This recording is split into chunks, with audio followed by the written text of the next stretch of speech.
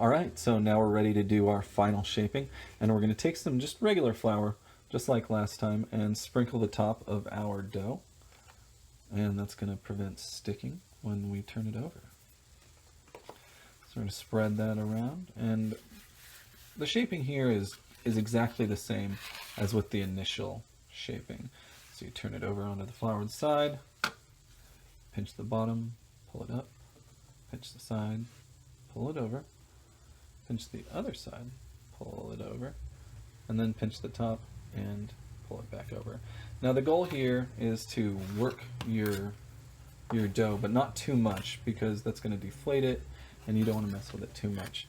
But we are going to move it and get it into a nice little round ball and get it into our banneton, just like that. And then it'll kind of take the shape of the container over time while it sits in the fridge overnight. So we're going to do the same thing with our second one. Pinch the bottom, pull it over the top. Pinch the side, pull it over. Pinch the other side, pull it over. And pinch the top and pull it over. Grab it, shape it a little bit, leaving the dough side down, and then we put it into the banneton.